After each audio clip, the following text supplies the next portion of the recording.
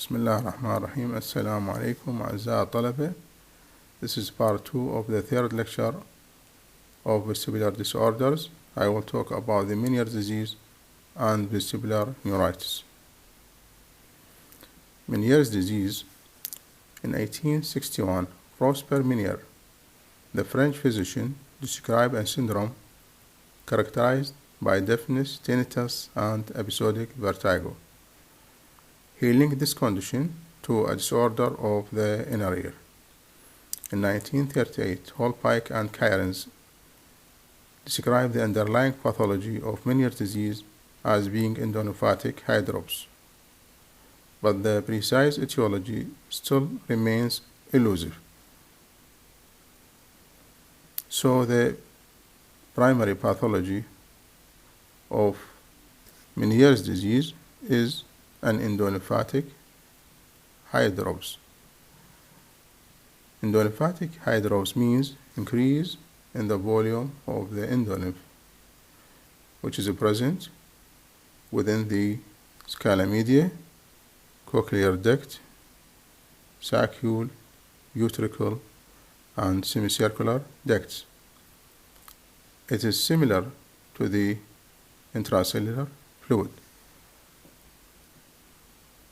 Endoneuropathic hydrops caused by either increase in the formation and secretion of the endolymph or impairment in the absorption of the endolymph through the endolymphatic sac. The endolymph is secreted via the stria vascularis and is absorbed through endolymphatic sac. But the exact etiology of this endoneuropathic hydrops is unknown. There are many theories about the etiology.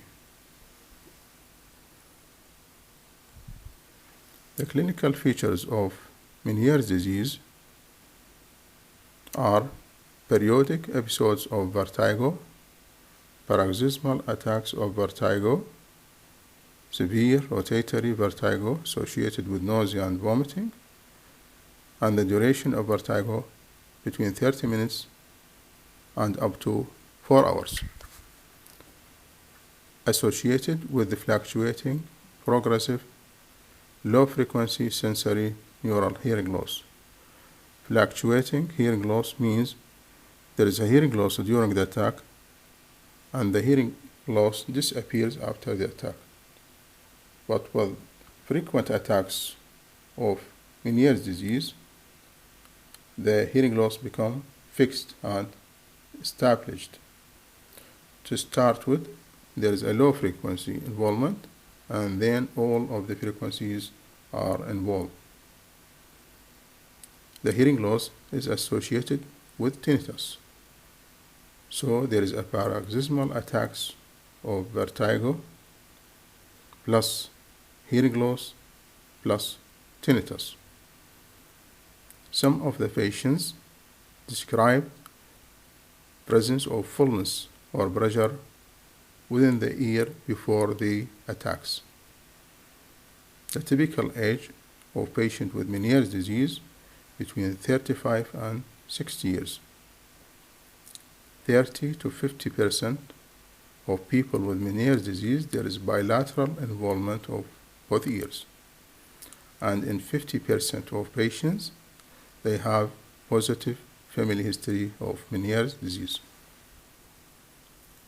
So diagnosis of Meniere's disease through this typical history of paroxysmal attacks, of triad of vertigo plus deafness and tinnitus. We usually do pure tone audiometry, serial pure tone audiometry during the attack and after the attack to see the fluctuation of hearing loss and the low frequency involvement. The treatment of Meniere's disease, we start with medical treatment, and the medical treatment in the form of change of the lifestyle with adopting a low salt diet. because there is association between the excessive intake of salt with the endolymphatic hydrops. And we ask the patient to avoid alcohol, caffeine, and citrus.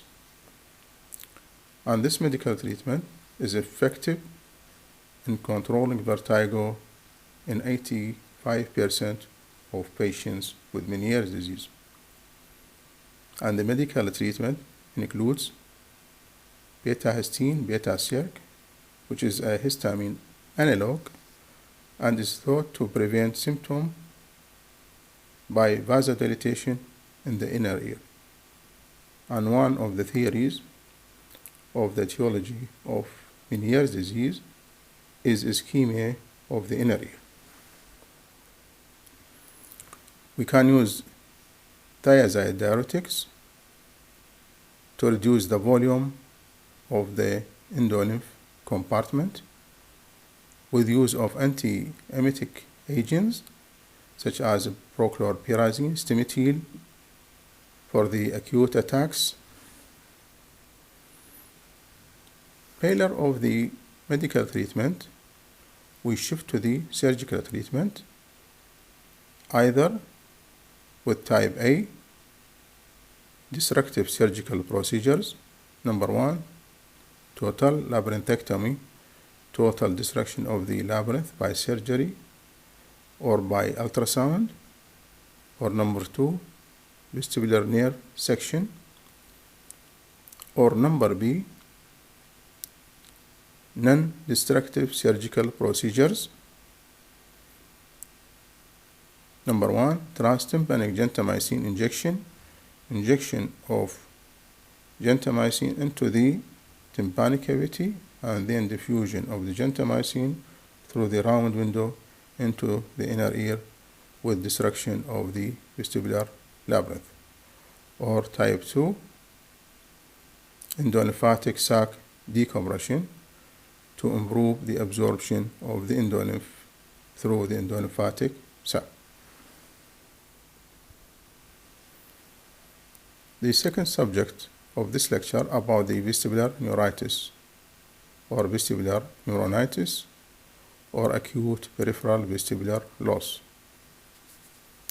The patient with vestibular neuritis present with a severe attack of vertigo, rotatory vertigo with nausea and vomiting, and the duration of vertigo about few days to few weeks,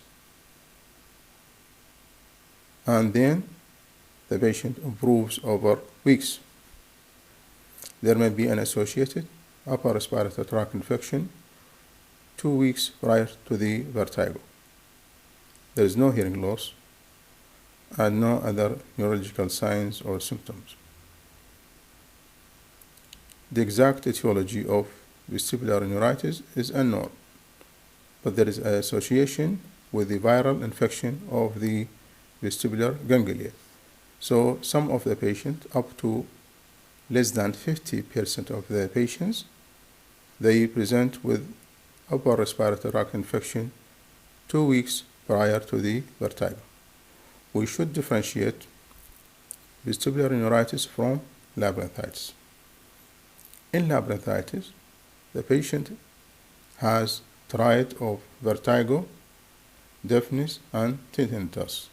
There is a vestibular and cochlear symptom, while in patient with vestibular neuritis, there is only vertigo. There is no cochlear symptoms.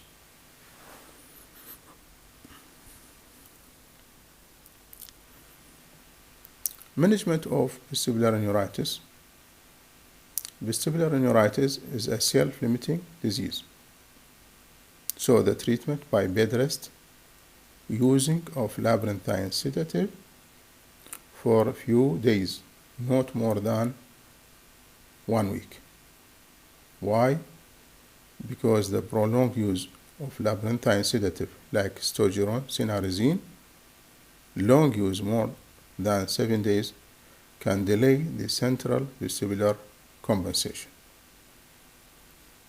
And we can use vestibular rehabilitation exercises to improve this central vestibular compensation. Good luck.